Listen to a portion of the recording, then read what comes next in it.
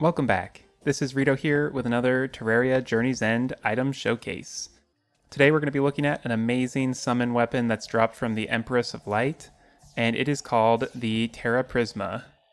It's actually a really tricky weapon to get from her because 100% of the damage needs to be done during the day while she's enraged, so it can be very difficult to do that since every hit will kill you instantly.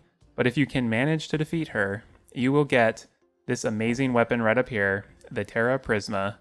It has 218 summon damage with all the gear that I've got equipped currently, and it has average knockback, uses 10 mana, and I have it rolled to Ruthless for the most damage.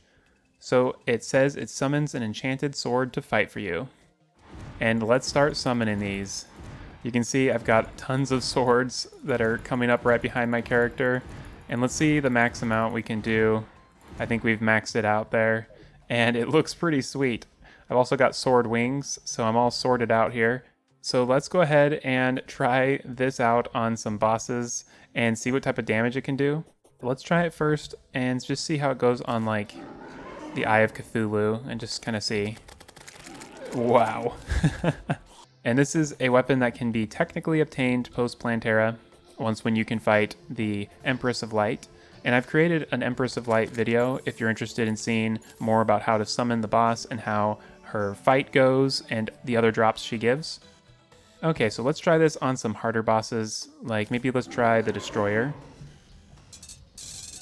And we're doing like 11,000 damage, 10,000 damage. Pretty good. We're doing a little bit less damage now that more of the segments are broken. Okay, that was a pretty fast clear for the Destroyer. Let's try maybe the Twins and see how this does on them. We're doing around 3,000 damage, but it's pretty consistent. And you could also start using a whip and stuff and bump your damage. You see now we're hitting like 4,000. So it's pretty good. Next we can try it on the Skeletron Prime. And yeah, very powerful weapon. I really like the effects. It really reminds me of the sword familiar from Castlevania Symphony of the Night. It's kind of crazy how many things are reminding me of that game in this current update.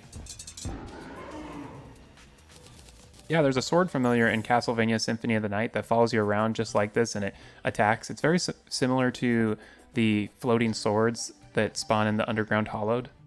Let's try King Slime. Oh wow. That just seems rude. Just demolishes King Slime, chops it up into little slimes. I also kind of want to try it on maybe the boss we get it from. Let's kill the little butterfly and let's see how it does on this boss, the Empress of Light. It's actually doing pretty good. You gotta stay kind of close to her to keep the attacks going.